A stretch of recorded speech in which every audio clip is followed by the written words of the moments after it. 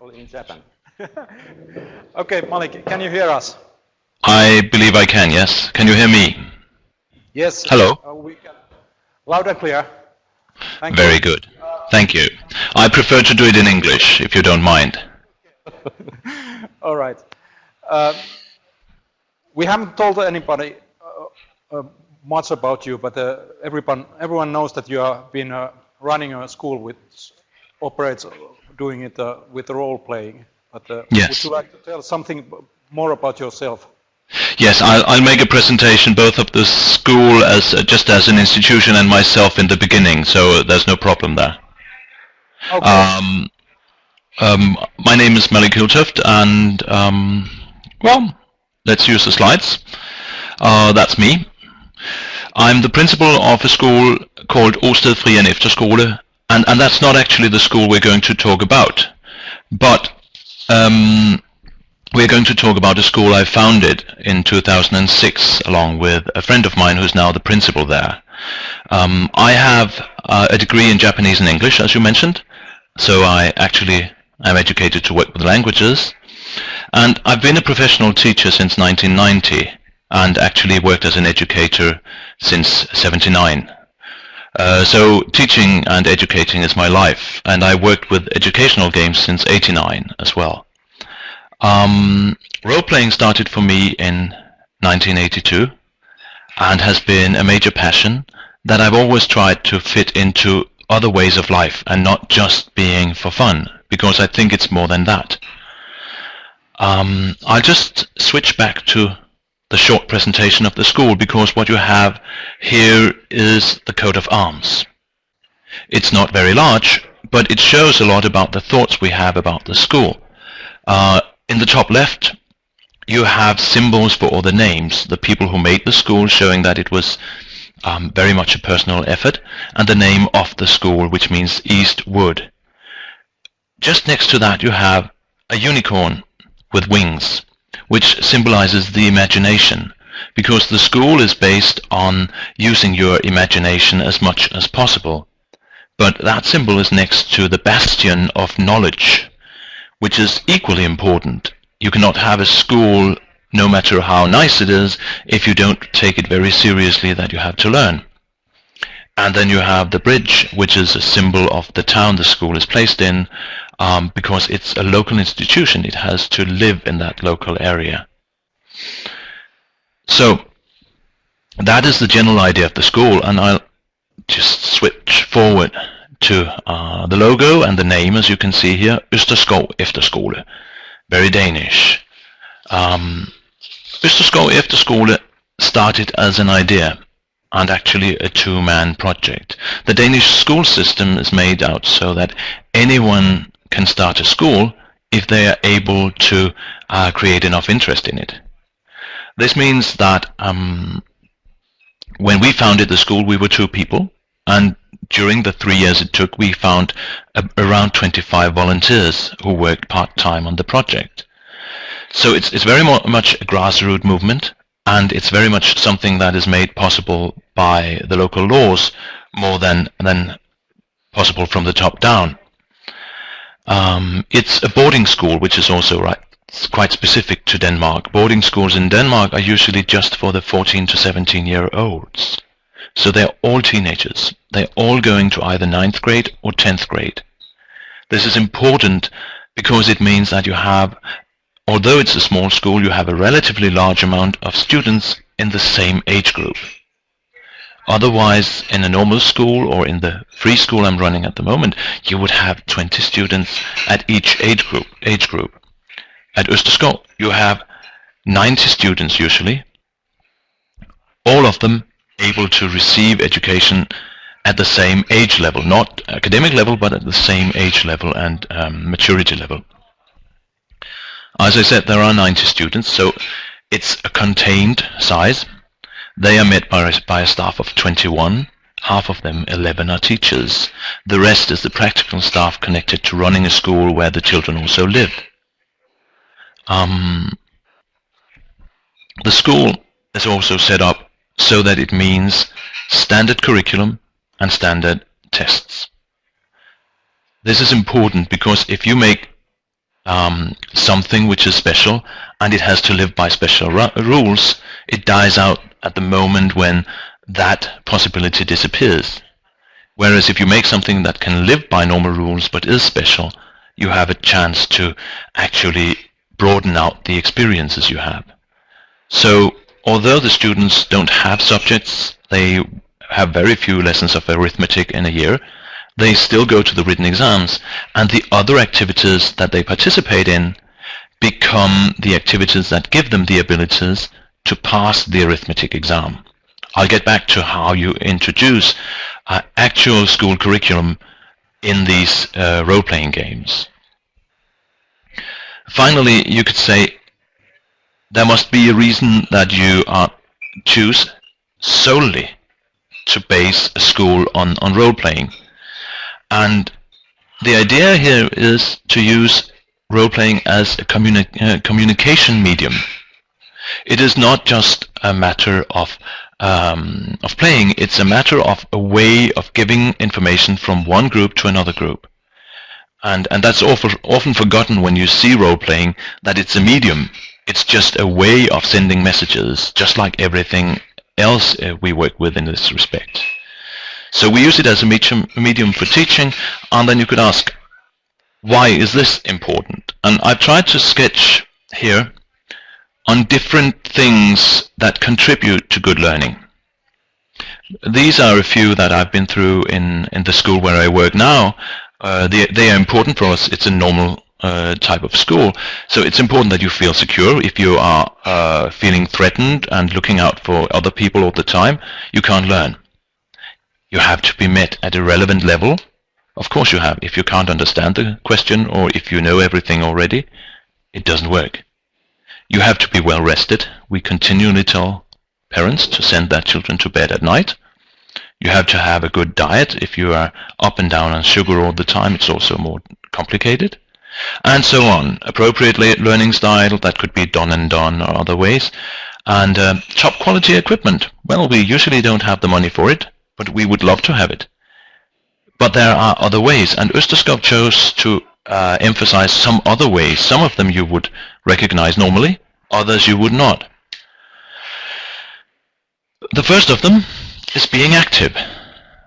You would probably all agree that it's when the student is active that they actually are able to learn. Sometimes you have to give them an input first that they can be active with, but it's in the activity that they actually use the information and place it in their life. Receiving is not learning, doing is learning. That is the idea we have about it. The next one is self-motivation. It is something between the external and the internal motivation, because what we do in the role-playing game is we make a contract, so you want to participate in the game. The contract is not, so you want to learn German. You want to participate in the game, and we set up a game where you actually have to learn some German in order to participate in a nice and good way.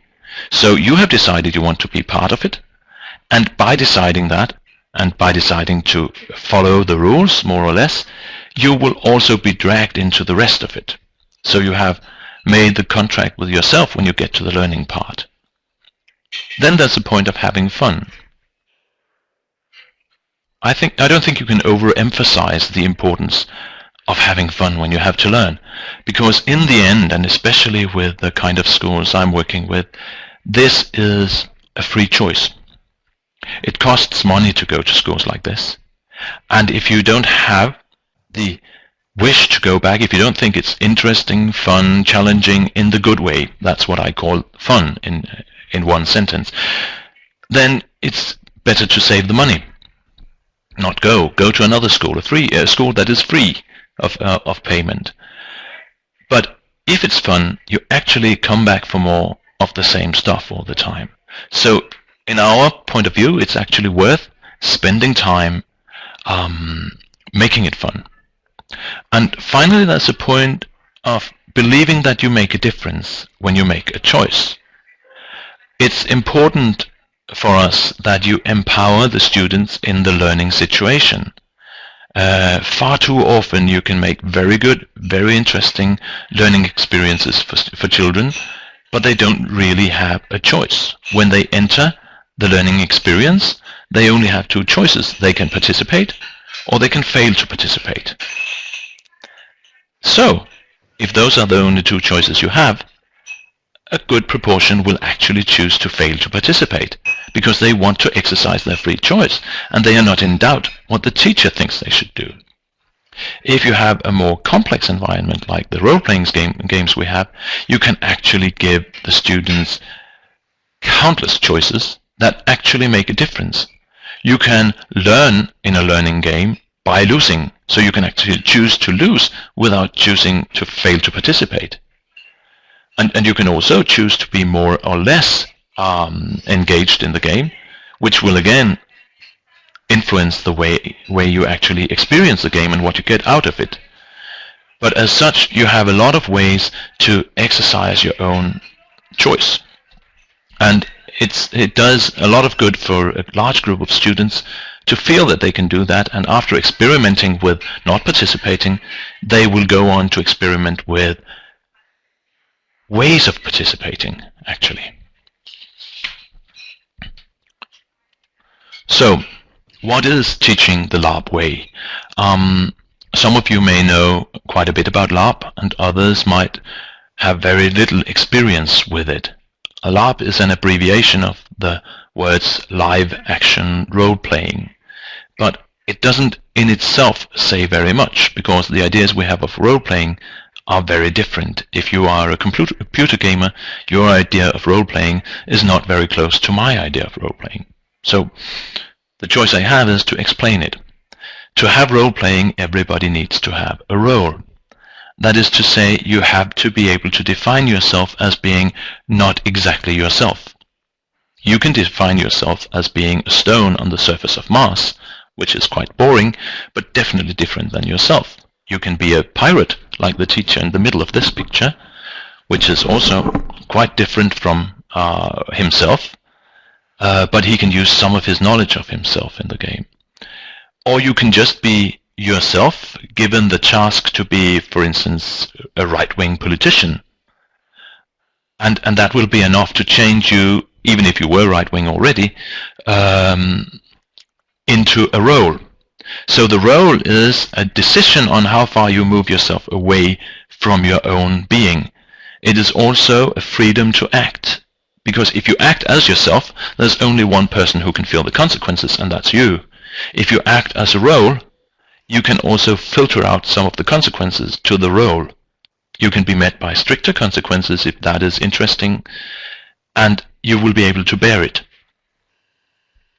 The roles will then be known by everybody because they have to interact with each other. It only works if you accept that the others also have roles. Then you have the plot. There has to be a story. It doesn't have to be a big story, but the story is in itself the way that you present everything that's going to happen. So you would generally have a purpose, and in a normal roleplay you would have things happening that you would react on, and in the school day roleplay you very often had the school day set up in a fixed way, so it fits the plot. So you would have that in the morning, you always have a family situation. In the midday, you have a go-to-town situation. And in the afternoon, if there is, now the teacher is a pirate, so if there is a naval battle, you would have a battle situation in the afternoon. So you would know these things, and you would know how to act to them and fill your interaction into that. You also have to know what the purpose is. It does not have to be true. You may be cheated by the teachers. We don't do it often, but we do it. But you have to feel that there is a purpose to what you're doing, and you define your activities in relation to that purpose. And then there are the specific activities. You will have to show people how they can act. That is, what do you do if you disagree about something, for instance? It's a set of rules. It's also a set of things you can do. For instance, how do you build a ship? it goes without saying that you can't build a ship, but maybe you have some drawing exercises that shows that when you have drawn the ship and made it to a certain demand by the teacher, you then have a ship. There will always be a series of activities, and they can be very close to school subjects, but quite often it is a choice by the students whether they participate in one or the other, or whether they spend a long time in one place or in another place. What you get when you create whole days like this is something that I think is very close to the alternate reality game designer Jane McGonigal's speech from Las Vegas a few years ago, where she said that she wanted not to make games that are more realistic and lifelike, I'm reading from the text, but make our real life more game-like, so that when people all over the world wake up every morning, they wake up with a mission, with allies, with a sense of being a part of a bigger story, part of a system that wants them to be happy. To explain this, you have to know that Jane McGonigal designed a game that became more and more intense, where people would be passing phone booths, and the telephone would be ringing, and someone would have to pick up the phone. They would be asked a question about someone else who was somewhere in America, and they would have to find the answer and be able to answer when the phone rang again. In the beginning, they had 30 minutes. They continually cut down that time so that the people who participated in the game had to find out who the others were, make information sharing that was faster than the time limit, and they were down to under 1 minute in the end, which is absolutely crazy, but gave a very strong sense of accomplishment for the people who participated in this game, who could, for the rest of us, seem like it didn't make sense. It's the same thing that happens for the students. When they participate in the game, they very much concentrate on the purpose. They very much concentrate on being in their group, working with their group, having good relationships to enough other groups to have a good time in the game, and going places. So they're very focused, not on irregular verbs in German, but on participating, and that may take them to the irregular verbs. When you have to do this, what does it take? What does it take to actually teach with role-playing? At the moment, I'll talk about the physical demands, because the designing demands are varied, and everyone will make something that fits themselves, but you do need room. It's hard to make more than a few role plays that still fit into the same room all the time, and it's best if the rooms are different and you can move between them. You also need room in the sense that you need time. There has to be large enough time space to actually get people into the story, get them to work in the story, and get them out of it again. If you don't have a very well-trained class, you cannot expect to do a learning educational role play in just one lesson. You usually need a long time, and at Østerskov what you do is you start up Monday afternoon with a briefing. Then Tuesday, Wednesday and Thursday you play all out. The full workday is a game. And Friday you will start evaluating either from the morning, if there's a lot of evaluation you have to do, or from midday break. Because evaluation is very important. It's also important to draw out learning parts that are very well hidden in the game and show the students that you actually did this. You can use that for something or other later on. Then when you get to next week, Monday morning starts with a few special lessons, and then at lunch break you go on, new briefing, Tuesday, new game. It's a tough cycle, but it's doable. You also need enough people, because you need them to make meaningful groups that can work together, that can interact together, and that can change their interactions. This is a bit complicated if you have only 20 students. then you will only be able to run a few different problems, and the dynamics between the students will be smaller. So ideally you will have several classes working together. There are also some physical advantages. Costume is actually quite important. It's not necessarily a costume like you see at the picture, which is more a prop in my way of thinking. It's great, and it makes people see that you worked at it, but it's not necessary. The costume is a non-verbal communication between student and teacher. When the teacher puts on a costume, it shows the students that he goes a long distance to make things work. He has transformed himself in order to be part of their learning experience. When the student puts on a costume, he does more or less the same thing. By putting on the costume, he shows the teacher, I really want to participate. That student may have an attention deficiency problem or autistic problem. We have many students with autistic problems at the school. But by putting on the costume and keeping it on, he actually shows the teacher, I'm here. I may not be able to participate very well, but I have not taken off my hat. I want to participate. If you take off your hat and throw it in the corner, well, it's very clear you mean, I don't want to participate. This is stupid. So even if you cannot say it, if you cannot show it in other ways, the costume will be a symbol that you really want to be part of this. The prop, which is any object that you use in the game for a purpose or another purpose, is also quite important, because there are quite a few students who need something to hold on to. It's kind of a tactile focus. You can work on making the prop when you prepare to show that you want to participate and to kind of focus your activity, but just holding on to it in the game will also be part of limiting the distraction you have from the activities. Finally, you have to be able to make allowances for noise, movement, and making a mess.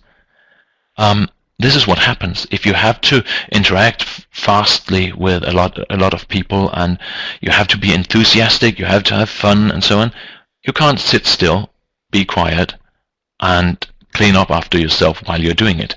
You may be able to clean up afterwards. That may be very necessary, but you cannot do it during the game. So,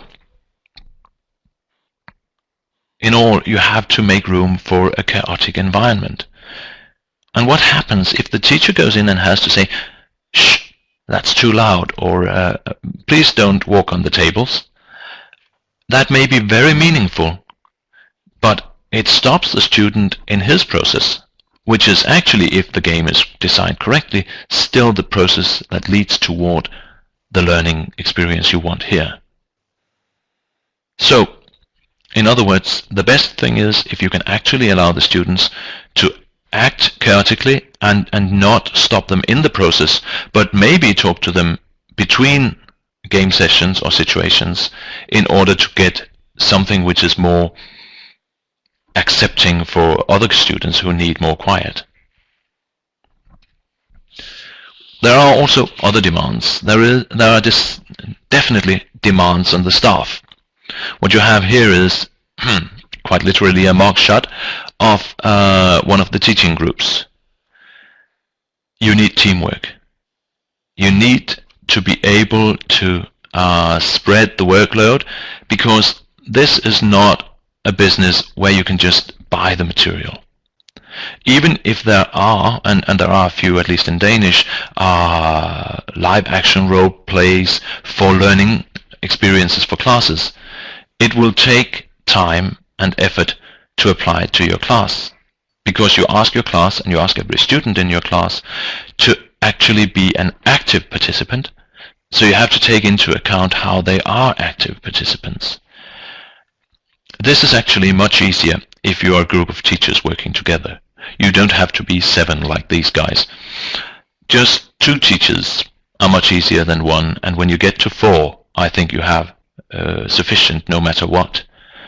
What you can do is that you can differentiate the needs of the students, have teachers who take care of different kinds of needs, and you can also concentrate on presenting your chosen subject or your chosen activity and shift with the other teachers, because the students will be circulating between you. Maybe you won't have to run that experience. If you don't have a group, you can also cooperate over time with people who adding to each other's material, or over distance, just running things that fit together or can be used by different people, and you all add together. That's still some kind of a help, because you get some input from people who are possibly quite different from you. One of the other demands is that you have to be able to cut loose. You cannot be afraid of looking stupid, because the students are all afraid of looking stupid. So if the teacher is the first one to hold back and not want to put on the silly hat, or not want to talk as if he is in his role, then he will have a whole group of students who will never participate either. And then you don't really get the experience that you were aiming for. What you see in the picture is in the attitude. You could not go into a class looking like any of these guys, even if you took off the costumes, unless it was a game. When you do it in the game, you show the students that they can also fill out the roles. And it's just like singing. It's actually easier to sing a song right if you use your full voice. And it's easier to play a role-playing game right if you use everything you've got. A few other things that are advantages you might need. Now I talked about acting out, and now I'm going to talk about guts. And it sounds as if it's the same thing, but in guts I think simply mean that you have to be brave when you face others. First of all, you have to be brave in the face of the curriculum. You can cover loads of curriculum through teaching and role-playing, because when the students really become active, they will read and they will write and they will discuss and they will really do all the things you want them to. But you probably won't be there to see them do it. You have to trust that it has happened, and you have to accept that one day it did not happen for some of them and another day it did not happen for some others. In my point of view, it's not different than one day some student is ill and at home, another day one cuts class because he can claim to his parents he's ill, and yet another day some student just didn't listen.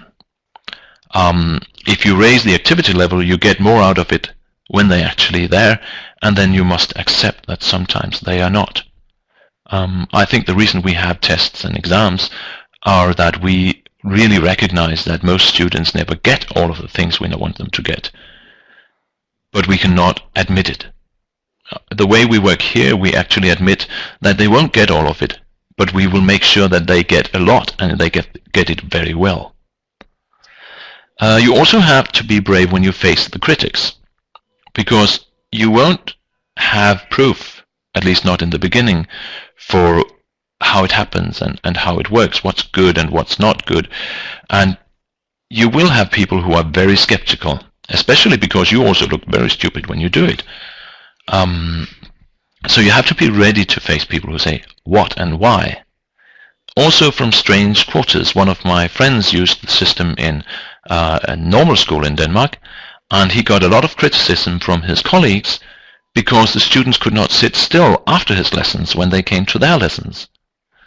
Well, we can discuss who is right and who is wrong, but it was definitely criticism, and for a young new teacher it wasn't that easy to face. And finally, you have to be brave enough to trust the pupils. If they say they want to participate, and if they seem to participate, they will also try to do it relatively right. If you have designed something that will take them through the learning experience, they will also get there, even if it takes some time. If you control them too much, they will only do what you control. So trust is also very important in this work. Then the other part is that when you make these games, you need a very mixed up group. You need people to complement each other. If you're alone, of course, you will just have to take those different roles. But as such, you need people who want to tell the story and who couldn't care about anything else but the story. Is this fun? Is it interesting? Does it carry the emotions of people? Because they are the ones who will actually keep things flowing when it goes. And you need people who want to design. You need people who want to say they have to go here and then there, and what happens if they go back, and what are the rules, and so on. Because they are the ones who will actually ensure that you have all the things plotted out for your plan. If, like me, you are alone with the task as I am now, you will just have to try to fill out the part that you're not as good at. But all in all, the best thing is to get very different people working. In the activities when the game goes on, you also need two different kinds of people. I call them nurses and provokers. You have people who instinctively try to make the students feel good when they go about. Try to make them relax and have a nice talk and things like that. And you need people who, like the East German policeman you can see in the picture, is not afraid to make them angry and mad and push them and get them from one place to another. Because in this movement of feelings, the students will also become much more active than if you just have one part. And finally, you have to combine the practical and the intellectual.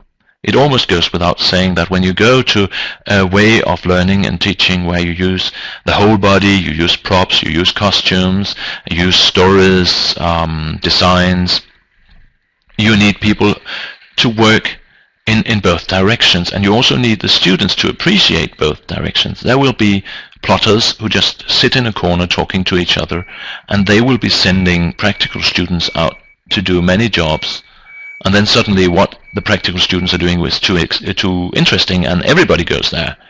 But sharing the job is not a problem. It's an advantage of the way the game works, because following the sharing of the job, there will also be a sharing of the information and of the knowledge. So this is more or less what I wanted to say directly about the game, or the school with the games.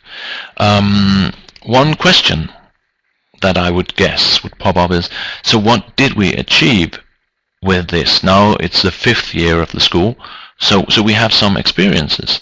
And what some of the successes were that we did get top participation. We really got students who were very, very active, who spent a far larger part of their day participating in whatever it was the teachers asked them to participate in.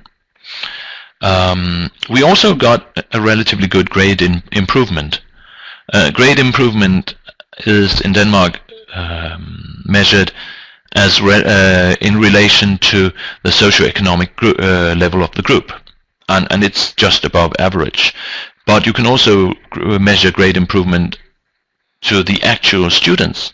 Which grades did they have before they came, and which did they have afterwards?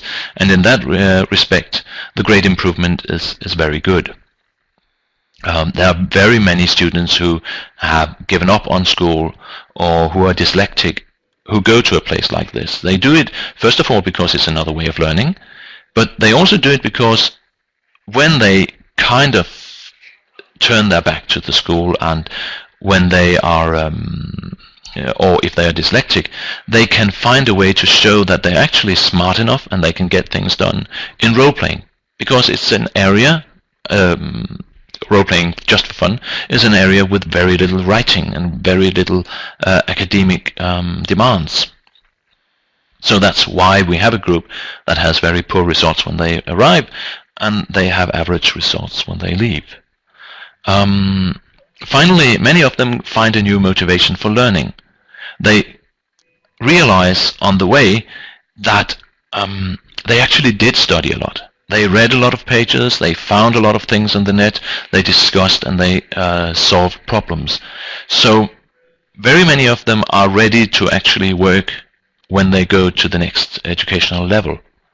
And we get many answers back that although they may be middle grade students, they don't find going to the education that hard because they're used to solving the problem and reading the necessary amounts.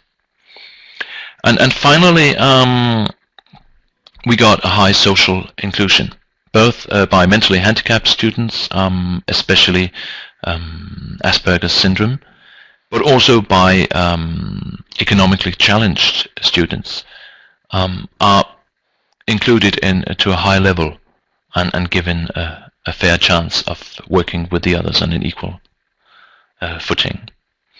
So those are the hallmarks. You could say that some of the problems are that from time to time you will find one class flunking because a teacher or a controlling teacher has a very set answer to how you have to do a subject, and if you don't use these very set phrases, you are not accepted. And you can have other kinds of problems. You also have a problem that if you're a very controlling teacher, you will keep on having a very large workload.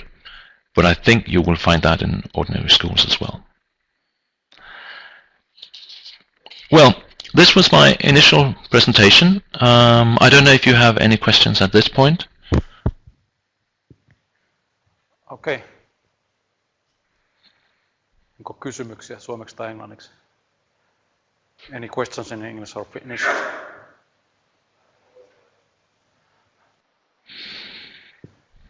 Malik, can you guess? Mauri has something to ask. Oh, what a surprise! Yes, Mauri. Hello. I wonder if you have some networks in know that you have not used to be, but nowadays, do you have any website for students and, for example, for the parents? What kind of cooperation do you have with parents? Because of the fact that this is a boarding school and it's only for the older teenagers, there's actually quite little cooperation with the parents. We have communication with the parents, of course, whenever there's a problem, but our main communication is mothers calling and saying, we haven't heard from our boy for 1 week, 2 weeks, 3 weeks, please take him to a telephone. Which is of course strange, but it's a problem that every school like this has. I'm running another school like this now in as a boarding school, and we have the same problem. We cannot get into contact with the parents very well. So parents will visit a couple of times a year, and we will have talks. But usually the main contact is when we enroll the student, which is done through an interview, where a teacher is talking to the family for at least an hour and asking questions about motivation, about cultural background, not to exclude anyone. It's not you will come in, you will get in or not get in. It's a matter of finding out, where are you? Is this what you want? And how can we place you as well as possible? And after that, very often the parents show up at the end of the year and take out all the things. Yeah.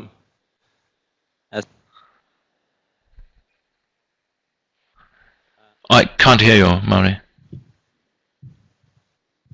Do you hear me now? Yes. I have another question about the informal learning. I know they have quite a lot free time in the boarding school.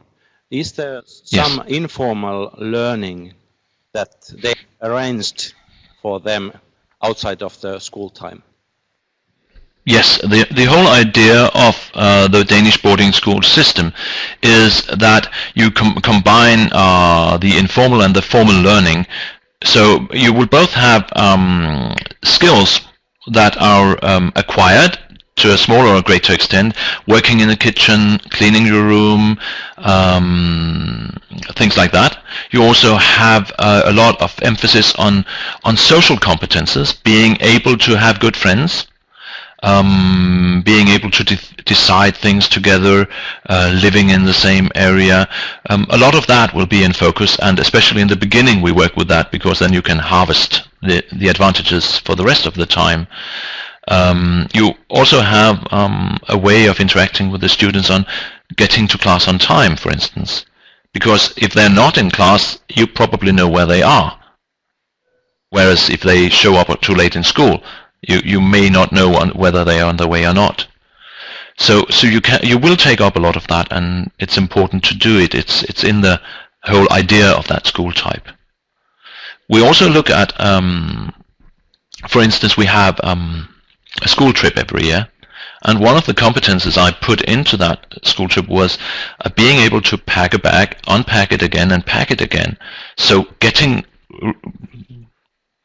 control over your stuff.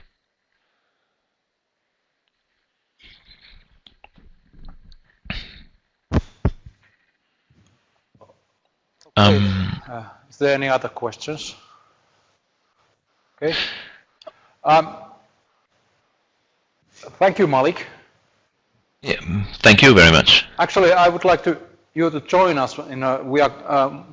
Mauri is going to found a new ning for this kind of pedagogy, and it would be nice to have you in our conversations there. Yes.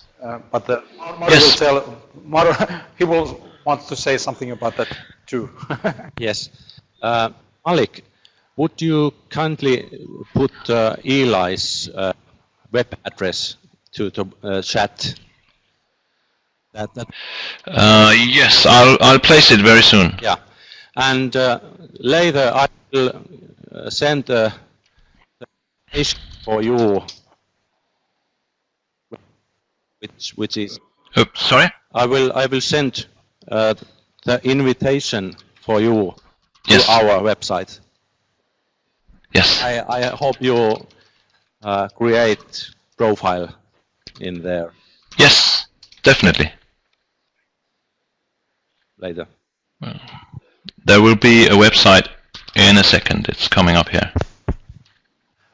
But okay, thank you, Malik.